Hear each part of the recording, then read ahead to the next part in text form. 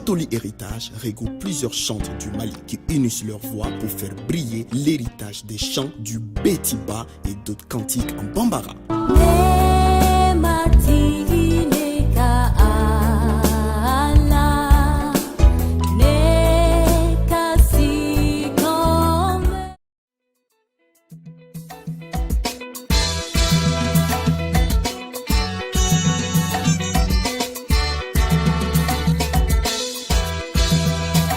Peace and love music.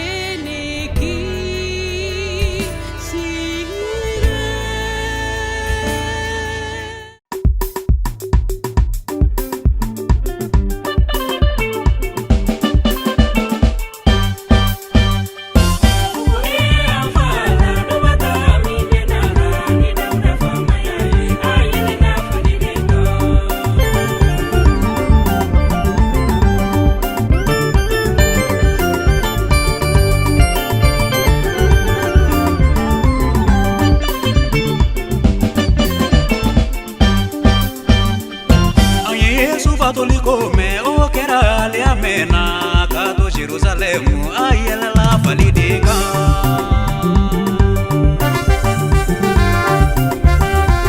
o kera jama bai mi tura Yesu no fe kato Jerusalem ayela la falidika.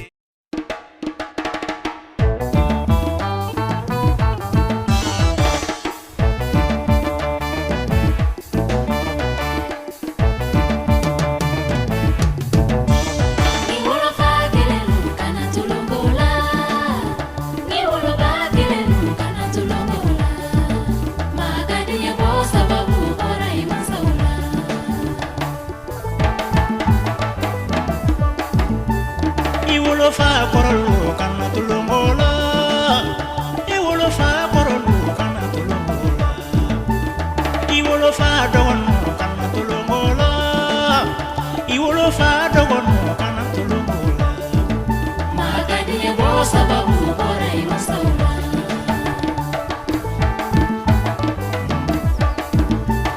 iwolo ba korolu kana tulongola iwolo ba korolu iwolo ba dogon kana tulongola iwolo ba dogon kana tulongola magadi bo sababu bora imasaula.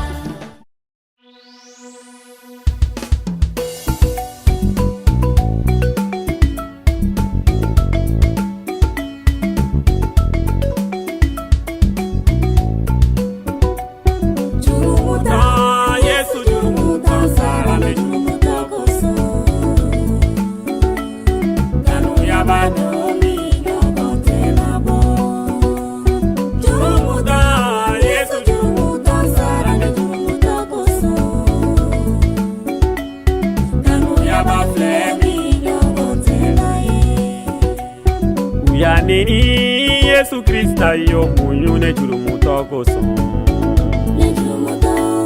Kanu yabado mi yokonte na bo Uya degu Yesu Krista yo munyune jurumu toko son Kanu ya ba flemi yongo tena ye.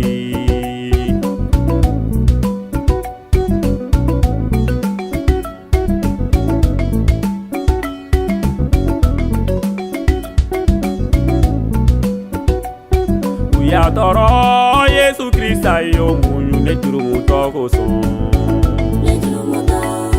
Kanu ya bado mi yon kontena bo. Uya bugo Yesu Krista yo munyu ne juru mutoko son. Kanu ya ba flemi yon kontena ye.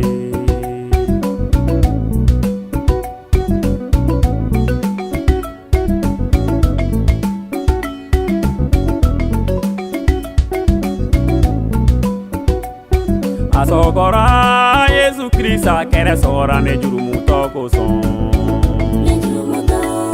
Magari godo Yesu yo munyu.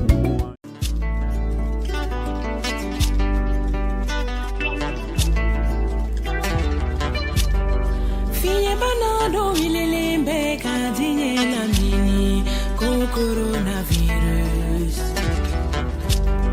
Finye banado wilelembe kadinye la mini ko coronavirus.